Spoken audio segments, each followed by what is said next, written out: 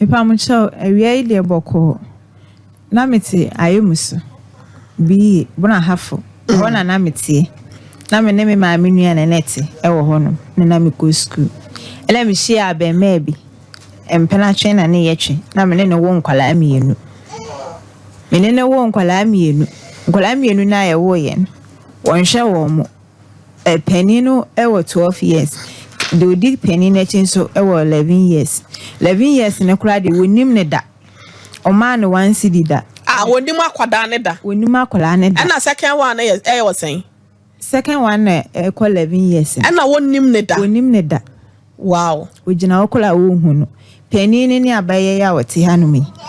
Wono no wo me nchen. E na obefa ne koye. Ti obefa ne koye no.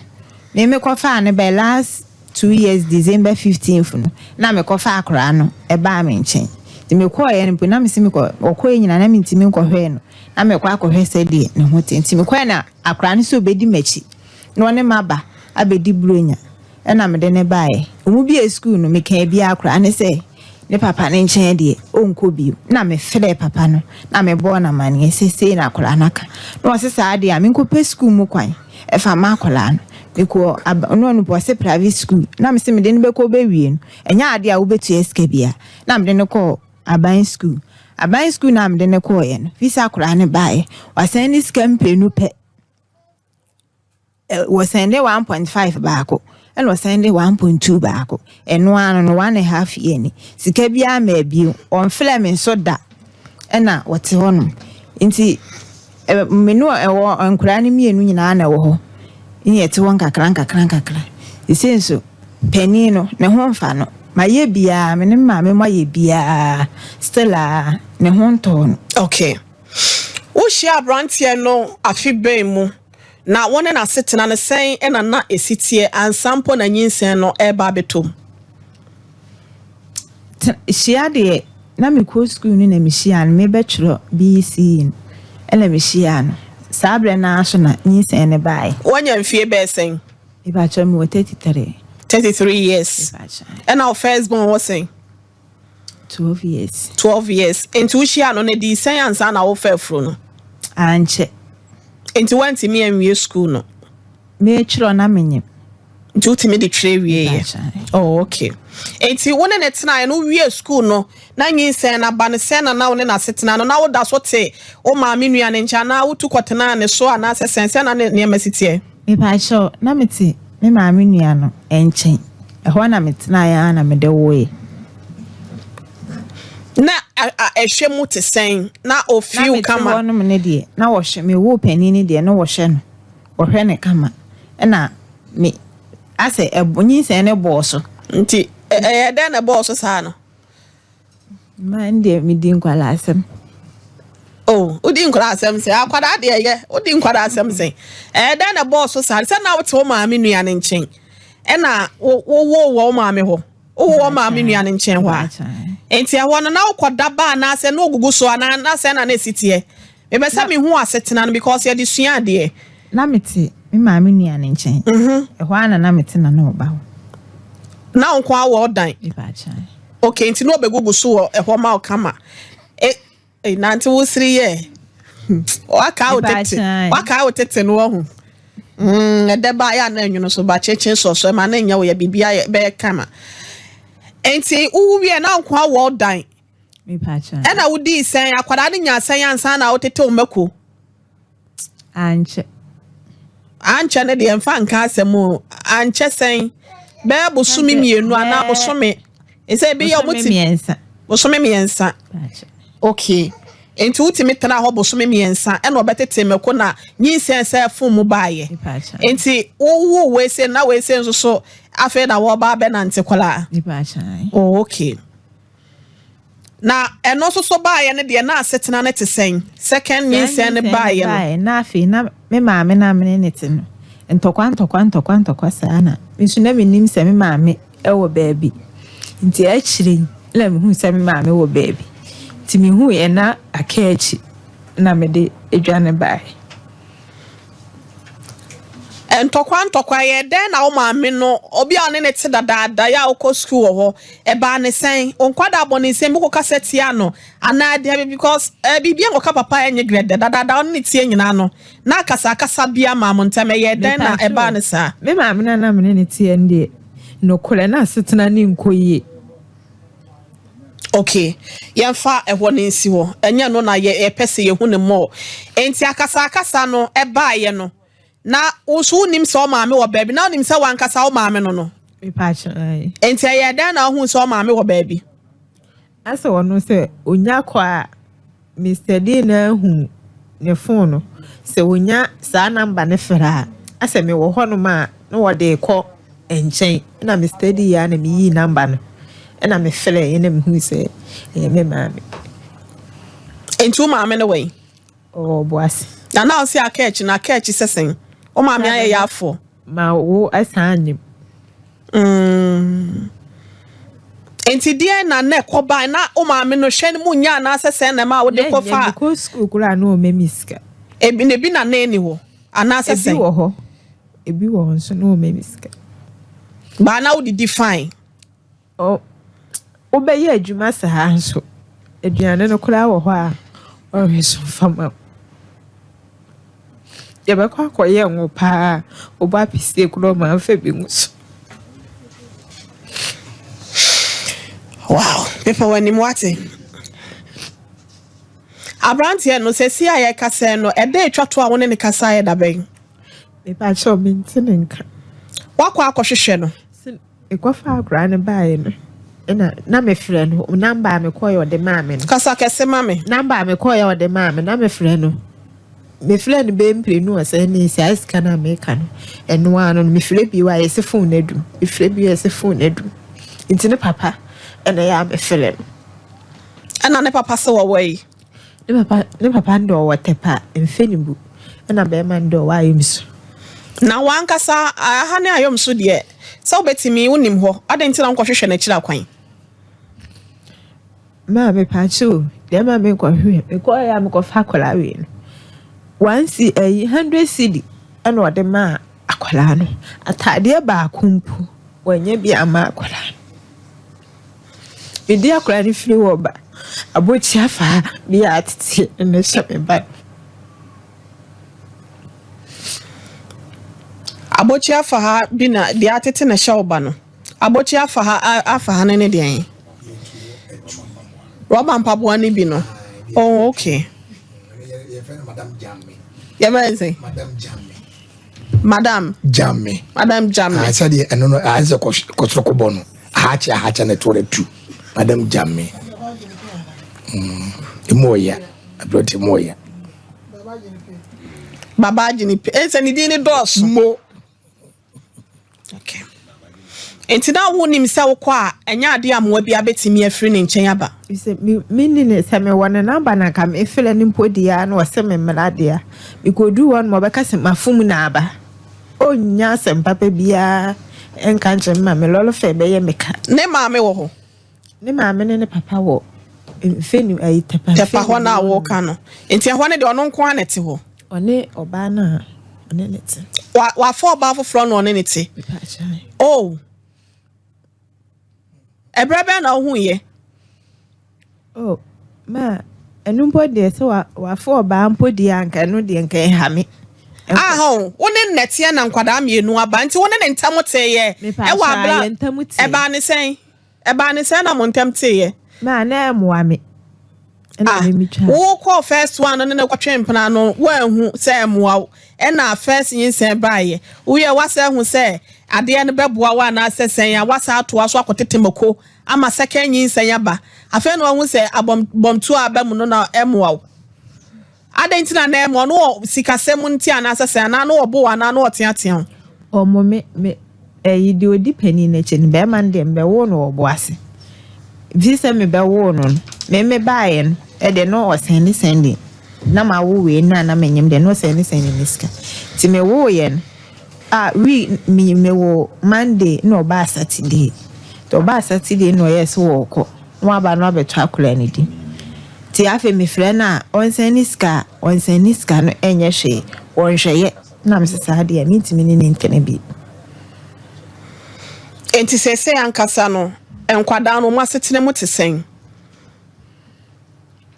me pa che nkwala nde ono mfi wo mo won hwe wo mu bia wo ye adwuma bɛn misua ade pam afi na wusua wapon ho afi na mapom opon ho brebe last year November enti wo afi dia wo de yen kakra me pa che wo se akwada no yade ede be yade na ha akwada no me pa che nani pa che ede na aye nani akwada ya wote hai me pa che ede na aye nani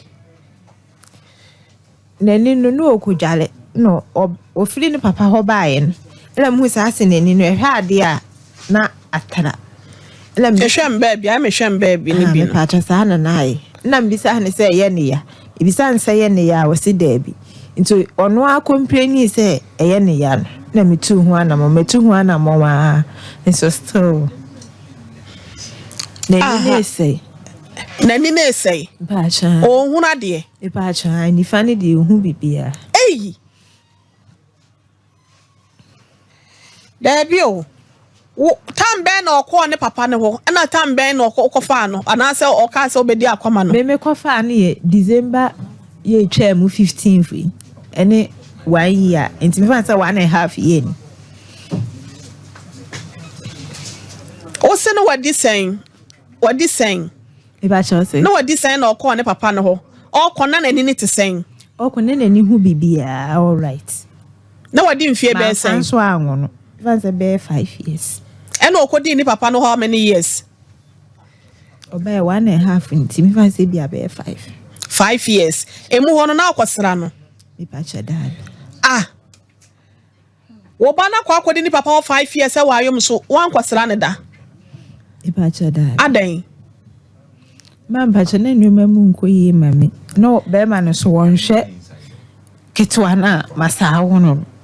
Na me so na menye hwe. Enti wo ye sam wo cha na on fa no na so mfa we ya na. Ma nde ya nche. Ede na be ha wo se wo ba kwa akodi be ma wo na wo se enema nkoyi. Na me ne kasa acha anytime bia wasesa ne phone. Anytime bia wasesa ne phone. Enti se so pese akwada no wo se watu anamon wo de na kwohefa ya se watena ho ama na ni nifa na ehu ade. Me ba cho obo ase na me de ne koy. Blunt mission. E ho na me de ne koy ya na omoma me leta se me fa ne go. Kasa kese wo de ne ko hospital wo obo ase. Baby omo hwe ani. Me ba cha. E no omoma referral letter se fabra konfo anochi. Me ba cha. E na ade ne ba ho no mo sisen. Me ba ne edom guo. Kasa yetie o. Edom guo no. Nti itana ho no ma endru me so. Na me kofi. Nti Monday ya na me sa bae. Me bae na dom wona bread bi wo ho. Idu na bread bi wo inside ho. Na obi sa me sa de na me kire mu chansisi. Na o se ka me fa ne nko private hospital.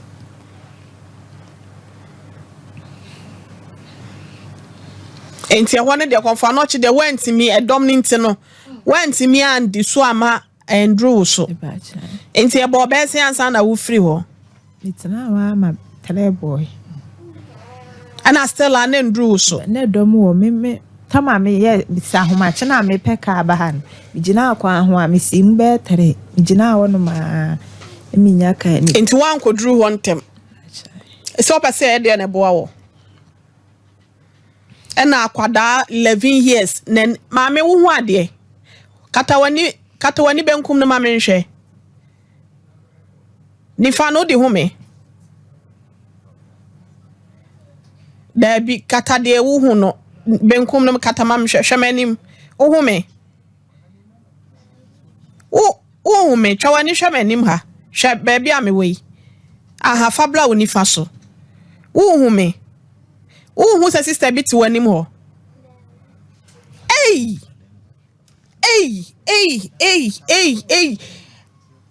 Labina. Akwada ife si u mame katawani bim. sister na oti wanim no hu no okay jemu kata ba ko no kata nifa no so ma mehwe hu sister na oti wanim no hu dem afo nyina ya yesa na ye wa ha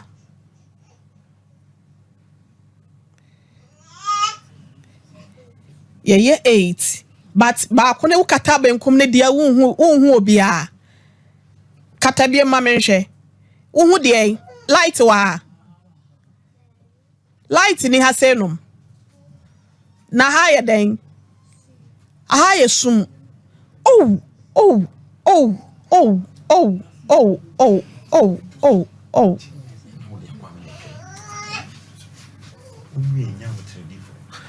Mami obana ni ase ya no and if care is not taking yenya quick treatment amana it can affect the other one na hu ade no so bad minister ye modern ase menya nkra se abrantie ne de yenya no na mom papa no na yenya no ntie behwe na ye ne no abo enkomo kakra na ansa na rehosem akwada ya wanya mfinhia edu mienu anadu baako ai nani ne hu ade akola nani ne da so na busua wo de hwe ni fa no wo be hu se enyam ehu hwe edaba light pair wo ha se no rest studio bia light bia ni wo enche ha se SOMPA ha so se wo kata de benkum na ye hu ade na ha yetum ana mensa brampa ya reho sempa cha me mo akwa aba mejo so ma mitia na mo te sen nyame adom ya me ra ho kakra ore be ho na me kra me ra ho na se me mpese me so na ye fiala esa ne ma begensem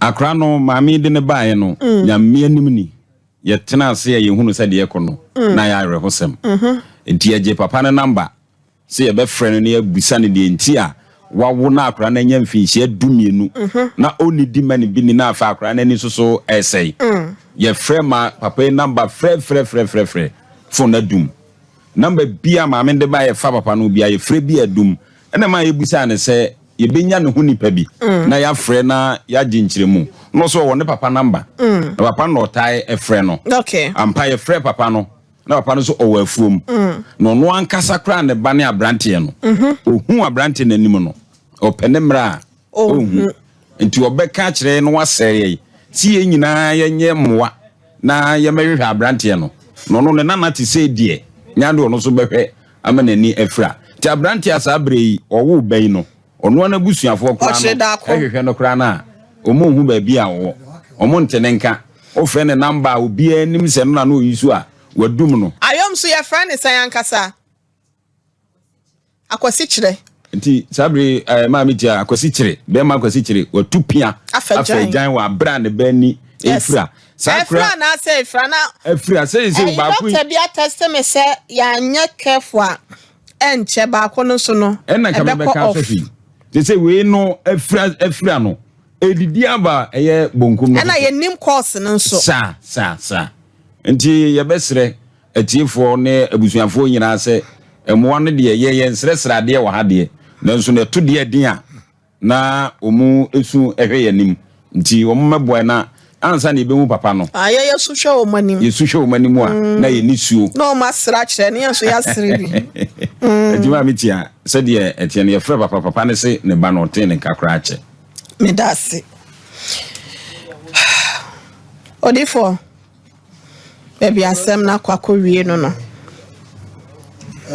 abrotie ne kwasem ni ekwan a ye mlantie no eye wunua ayi be mantina mama wadi nkan na ansa na no odi ye friend is wo se ye friend is kwan wo kire akwasi kire me maame no mo wayom so oti ayom so ehefa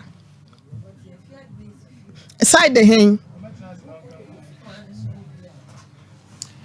Roman school mu ho kwan no so ho no okay enti ante kofo mpacho bet ai moma ne ntan ante kofo ne me maame kofo ne me maame nana ya ne maame echa me nana tufo wale mienu ba ko frayom so ni nti no ho nyina me ni mo fro so na akọ mikrom fa ho yedai nana bo ache dan kwakoko drufo kro ne nana hema mu nyina nso so wo ho nti na apieje be masafo kantanka ni krom no ho enti abrante ne de ye be hu no one time nana nansen ye de ni si ayom so akonwa so me nana me kunu preko pemira me ma wa aheburu me gide se Nyankopɔn nti wo ho ye beba wo na so no waboa be bia brante no wo bia no motimi atwene de amanti we de yenkosima me nsa no fa yetu na ye